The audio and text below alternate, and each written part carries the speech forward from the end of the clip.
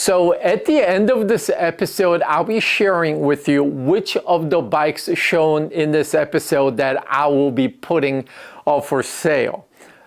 Now, if you happen to be a fanboy of one of the three companies, or you own one of these three bikes and I happen to speak ill of, don't get your panties all in a twist. As always, this episode is just me sharing with you my thoughts and opinions only. Nothing I say should be taken that seriously or as fact. Grab some coffee, sit down, hold on to your chair. Let's talk bikes. Roll the intro.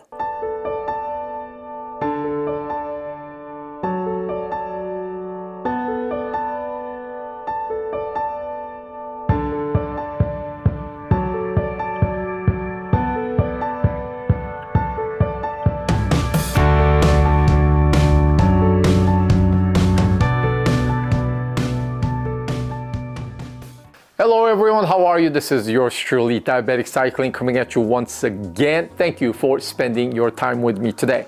This episode is sponsored by my own damn wallet, but this channel, as always, is brought to you by your engagement. So if you like what I'm doing here, please hit the like button, hit the subscribe button, and the bell notification so that I can come see you more often with the episodes like this that are queued up, ready to go.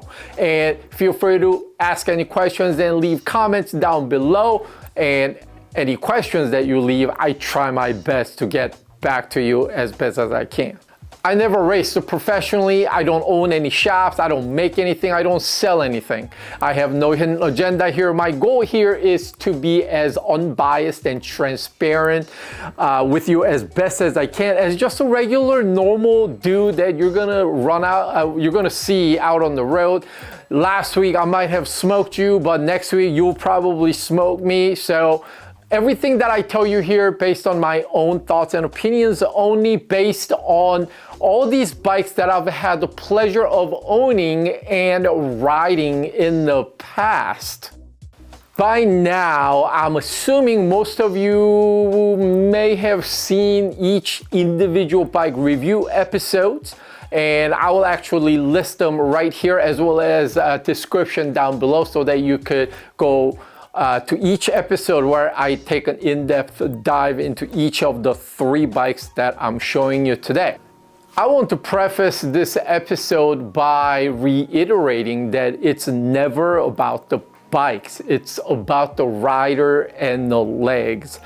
If I say something along the lines of bike A is better than bike B, that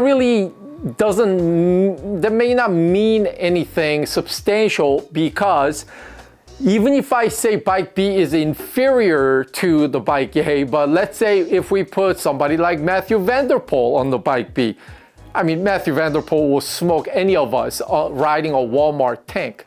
So what I'm trying to share with you is just my thoughts based on my own feedback from riding these bikes. Now, only constant here is me, the rider, aboard all three bikes.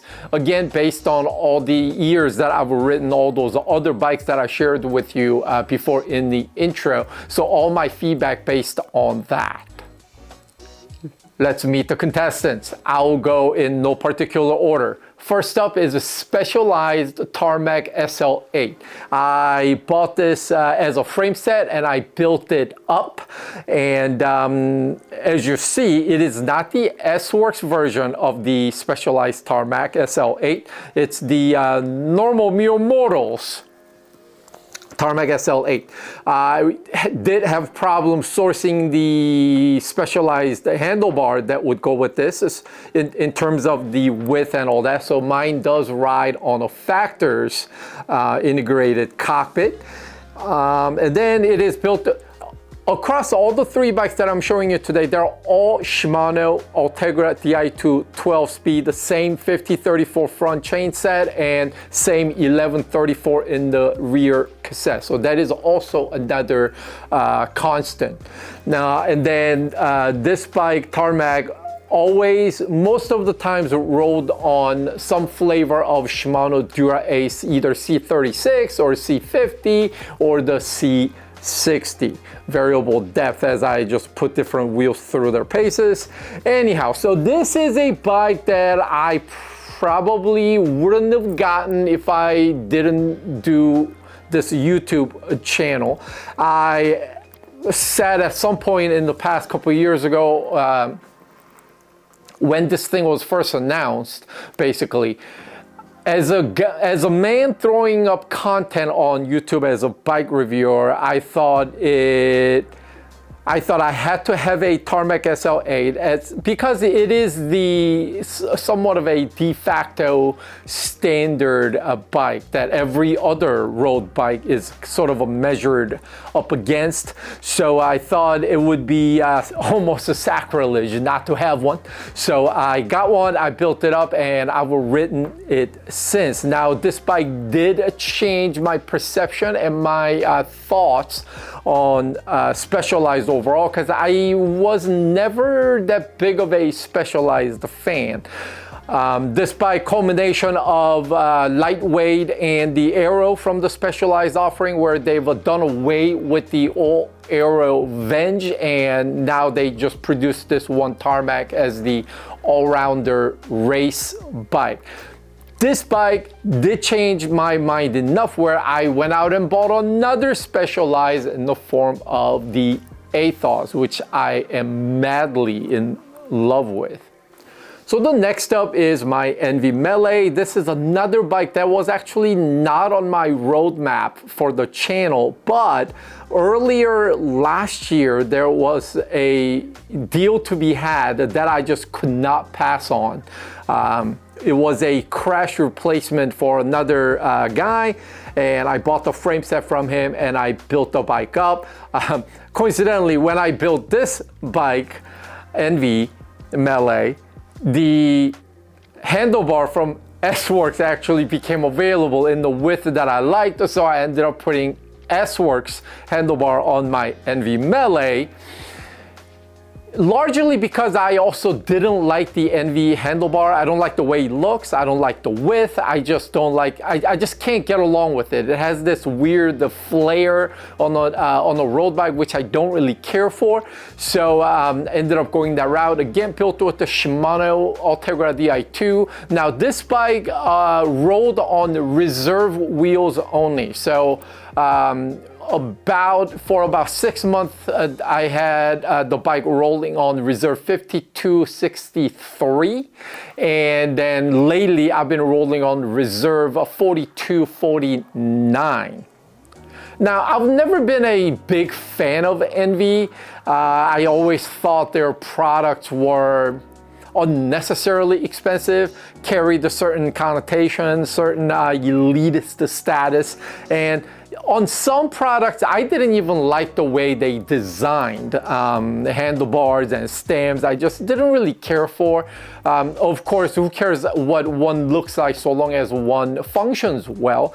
But I just couldn't get along with, you know, the cost and everything else. Doesn't mean I hated ENG, but I was never a lover of ENG. In terms of the bike, this is plenty light enough. It has aero appointments that you would expect from a modern day all-rounder race bike.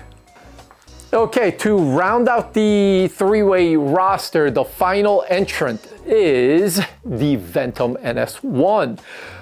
Theoretically, this episode, I would have thought I would have made it with the ENG Melee versus Specialized Tarmac versus Cannondale Super 6 Evo High Mod. But I didn't really end up caring for the Super 6 as much, so I had a change of mind and ended up using the Ventum NS1 here in the spot as a battle of all-rounder bike.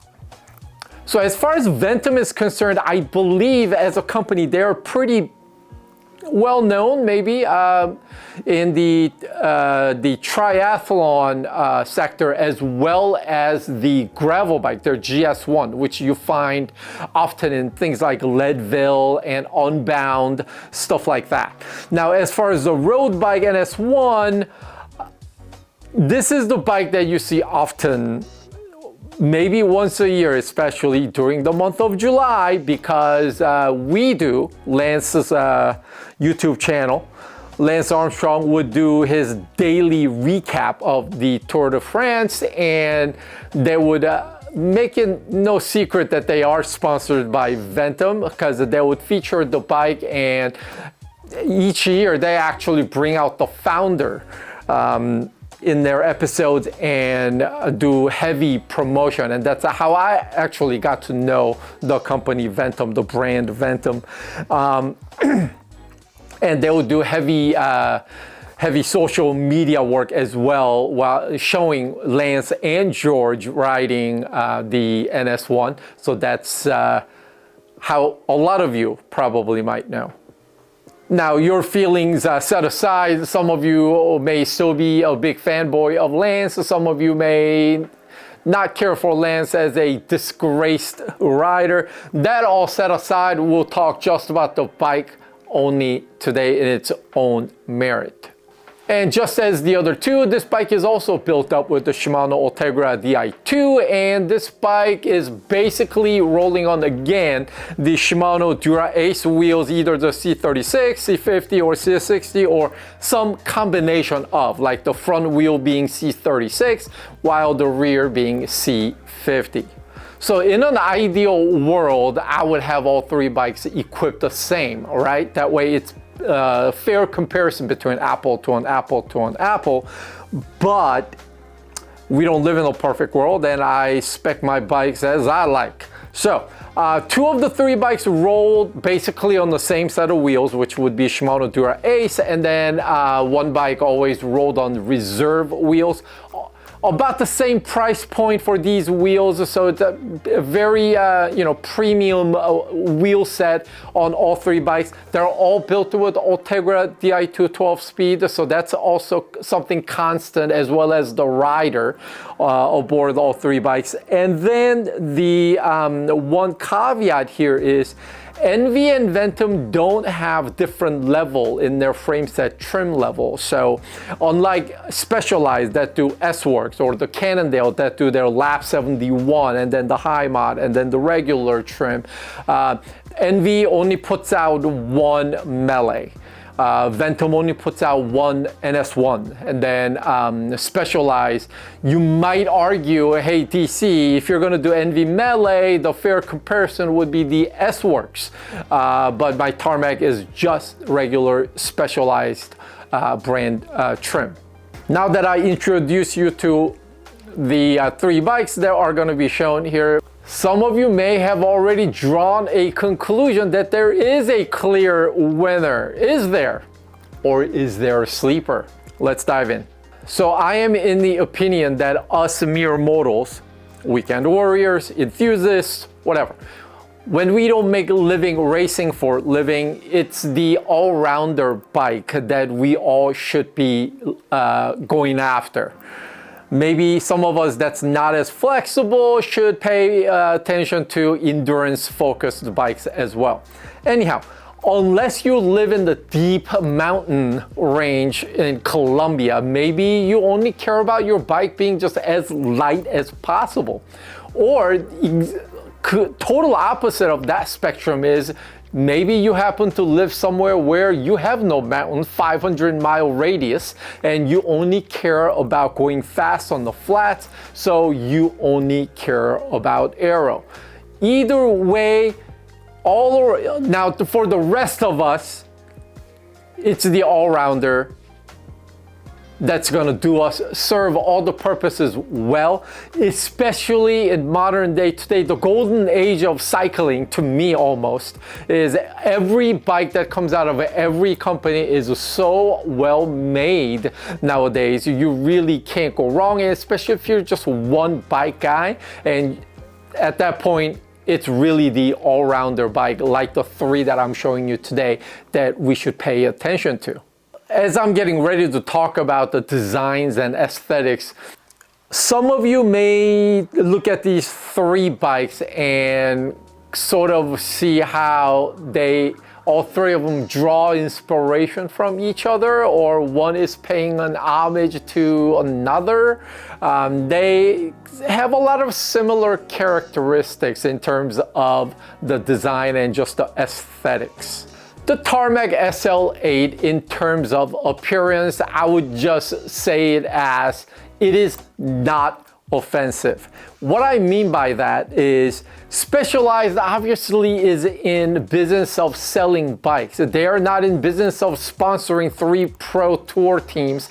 They're not, their existence is based on selling as many bikes as possible. They use other things as a vehicle to achieve that goal. Now, in order to sell as many bikes as possible, that also means they need to appeal to the largest audience possible, meaning they shouldn't have anything on their bike that may come off as offensive or not enticing, therefore alienating a large chunk of the audience that they could sell their bikes to. So what happens? This is their flagship road model. So I would think that they would come up with a design that's just not very offensive to anyone. So, flip side of that is the bike looks somewhat homogenized. However, this bike is just about as much of a modern road bike has the drop the seat stays, the aero post, slim fork front profile, everything. If you ask a non-cycling person to close their eyes and think of a racing bike, the silhouette of the Tarmac SL8 is probably what the person is thinking.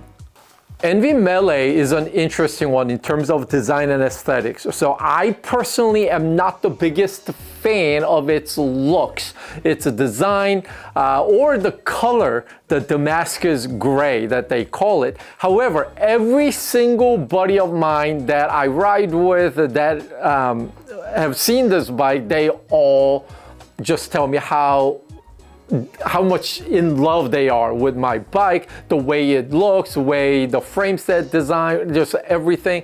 Everybody's in love with it except me. Now, the top tube slopes down extremely aggressively. Again, has all the modern appointments that you would expect, just like the Tarmac SL8. It has the drop the seat stays, aero seat posts, very slim fork profile. The down tube has very extreme truncation where the bottles would go. So it has that truncated foil, the camtail design, very evident here. And the presentation, I guess this is one bit that I actually do like. It is not garishly covered with the logos. It is very stealthy in its appearance. It's very actually hard to see the logos. There is a very small square badge that it wears at the front of the head tube. Has the another ENVE logo that is on the bottom of the down tube. So unless you're looking for it, you actually wouldn't see it. What it lacks is any sort of a gimmicky bit, takes away from the whole let's go ride vibe this bike presents. The Ventum NS1, I cannot exactly put my finger on it, but I almost feel like this bike I've seen somewhere else before wearing some other company's badge. Or is it paying an homage to the Tarmac SL8 that we saw earlier? Does it look similar to Factor Ostro to you? Does it seem pretty familiar to some of the other Chinese branded bikes? I don't know. I'm not saying anything. It just seems like I've seen this bike before with different badge. Now, having said all that, the bike again has every bit that you are looking for in today's road bike, which The drop C stays, aero C post, very slim fork profile. This also has the down tube that's featuring severe truncated foil and camtail design. The color of the frame set, they call it Dove. Now I'm colorblind, so I shouldn't really speak of any sort of a color, but seems off-white-ish. But it looks very clean. I love the way it looks. However, because of its light undercoat, it does pick up and shows any sort of a dirt, any sort of a blemish on the frame set. The bike definitely stands out in the sea of black bikes on the road. And mine is actually built with a bit that even makes it stand out more, where the cockpit is from a company called Coefficient. So this thing is very ergonomically friendly, and I have fallen in love with this handlebar. But anyhow, so in terms of design and aesthetics, that's the 3 bikes that I'm showing you today. So the Tarmac 8 is a pleasant ride every time I take it out. Despite my wish not to be riding the same bike that everybody else is riding, this bike does just everything so well. Whether it's climbing, whether it's sprinting, whether you are attacking rollers, whether you are descending, there is not one aspect of road riding where the Tarmac would fail you. And I really can't see how much better the S-Works version of this would be. Of course, I understand that it is a lighter frame, but the ride quality on the Tarmac is very, very pleasant. However, riding a Tarmac SL8, to me, it feels sterile, feels clinical, and feels disconnected. It's a little bit hard for me to really elaborate, but basically I don't feel like the bike and I, the rider, working in unison as a system. I feel like bike is a great bike. It rides well, it's doing its thing, and I just happen to be someone on top of it. That's really the best way I can explain it. Now, some of you may question, hey, earlier you said it's a fantastic bike. It is a fantastic bike. I, as a rider, however, I just happen to personally prefer a bike feeling lively, where I can sort of, there's this push and pull between me and the bike and give and take. If I give it a input, I want some sort of a feedback. That's sort of a symbiotic relationship between the bike and I. Maybe I'm going crazy here trying to explain, but while the bike itself is a damn fine bike, I just feel like I don't have that connection. The bike is definitely missing some sort of a soul. Maybe looking for soul in a bicycle is a wrong thing to do here. However, it's just more pronounced here where there's this disconnect between the bike and I. The bike is deadly in terms of its performance. I just don't know if I'm wearing a smile on my face when I'm riding it.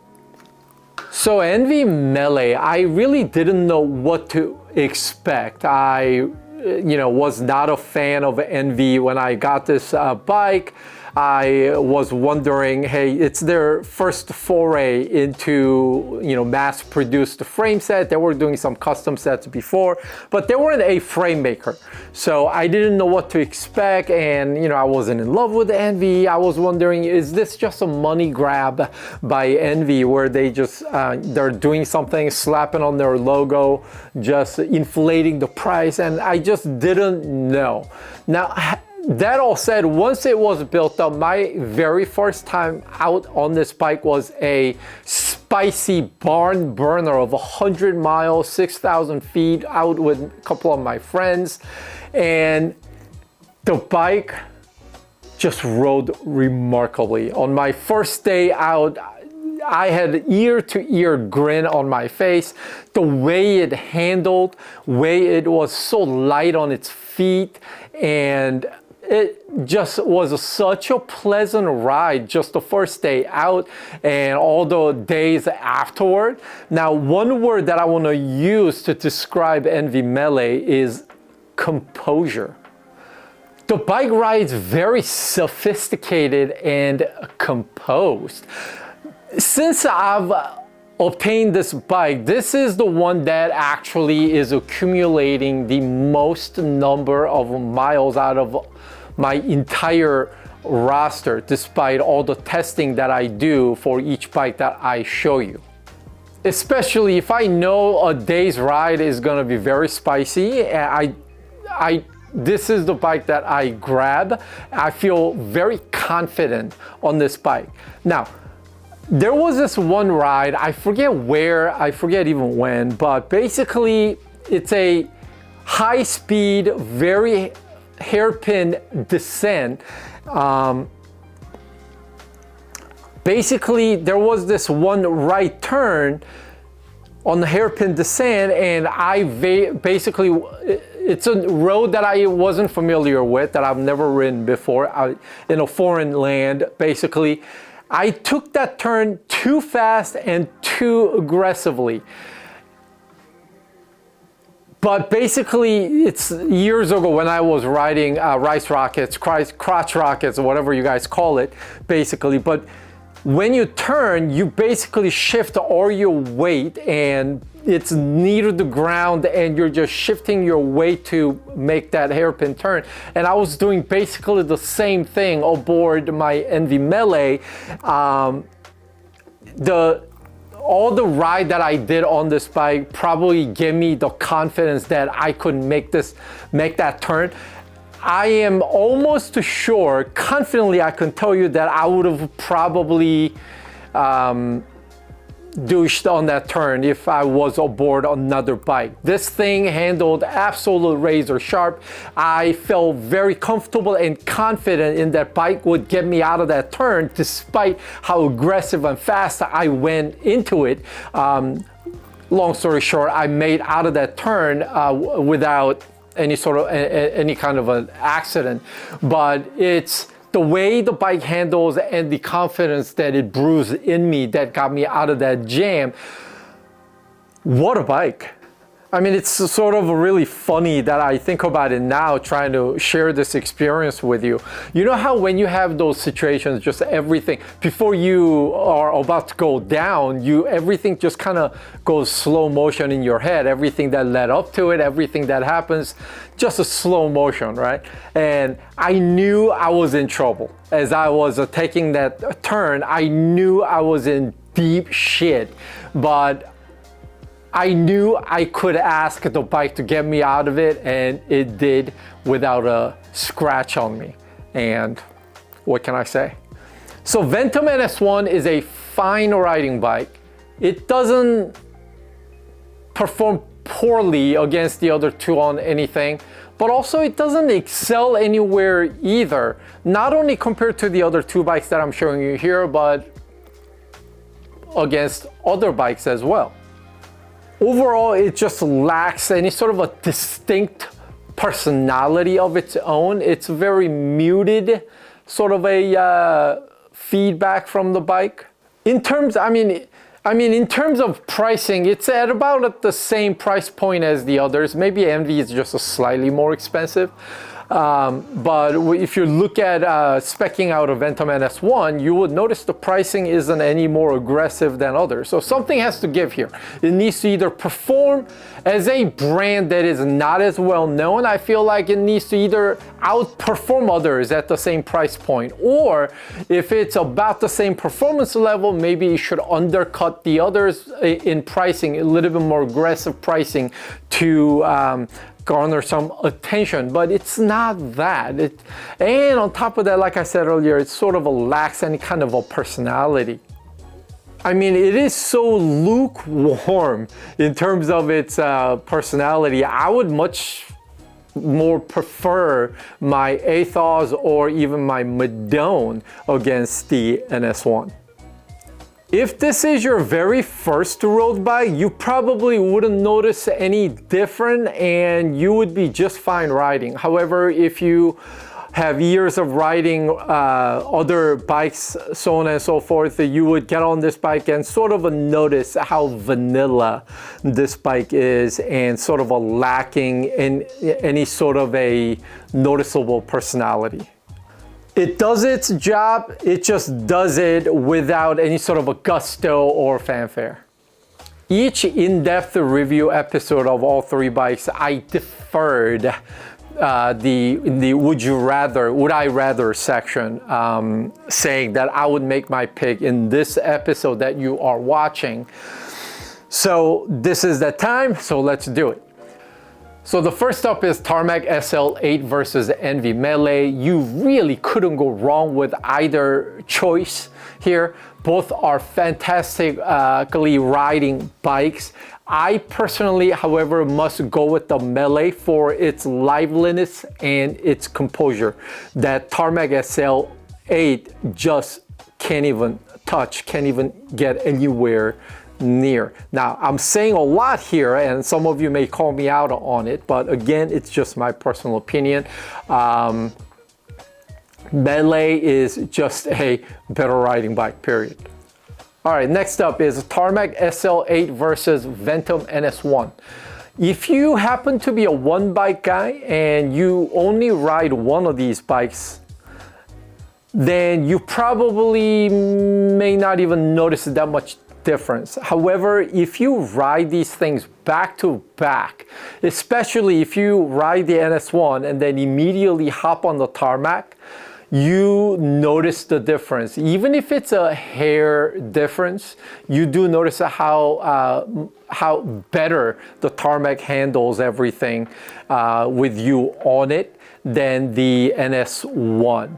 NS1, it's really hard for me to say. It's a fine bike, it's a great, it does a good job, but if you get off it and jump on the Tarmac, you immediately notice, oh, okay, I get it. It's like that. So my pick here is the Tarmac SL8. Then the next up would be ENVE Melee versus Ventum NS1. I guess you could draw a conclusion already by looking at my previous two picks. It's not that NS1 is a terrible bike. It's a good bike on its own, but when it's competing against ENVE Melee, you are really not playing in the same league, I want to say. So my pick here is ENVE Melee.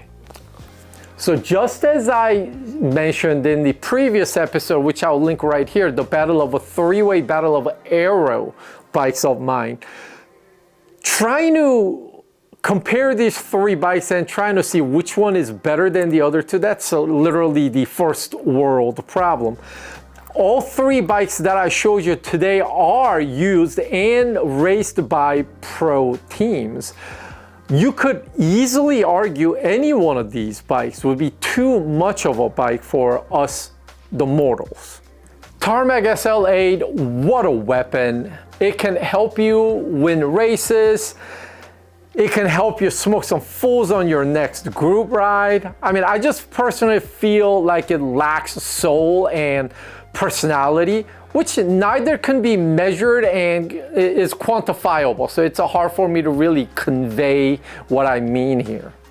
ENVE Melee shocks me ride after ride. So as of this riding, I consider my ENVE Melee as my main bike. If you watch the review of my Canyon Aeroed CFR, I mentioned how I consider that bike as an all-rounder instead of an all-out aero bike.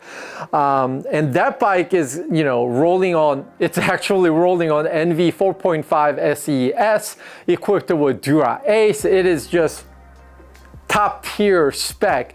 It actually costs more than my ENVE Melee as well. But when I need to take a bike out of my garage to go do something spicy with my boys, it's going to be the ENVE Melee that I take out. So it's a composure and confidence inspiring demeanor. Choice is easy for me in terms of what I want when I suit up. NS1, on the other hand, it feels like it needs improvement. It feels just a little too generic. All right, so we've reached the end of this episode, and you've probably figured out by now, but the bike that I'll be putting up for sale is the Ventum NS1. I actually don't know whether I'll sell it as a complete bike or part it out and just sell the frame set. I don't know yet. But surprisingly, it will not end there. I will also be selling my Specialized Tarmac SL8 as well, because I've been holding on to it so that it could be used as a baseline bike, which I measure all my other bikes when I do reviews, but it clearly, to me, it doesn't perform as well as the ENG Melee does, so I really have no reason to hold on to it anymore. So only bike that I'll be keeping out of the three is the ENG Melee. Hey, thanks for sticking around. I've been Diabetic Cycling. You've been awesome. Until next time, keep the rubber side down. Be safe out there. Most of all, be good humans. I'm out.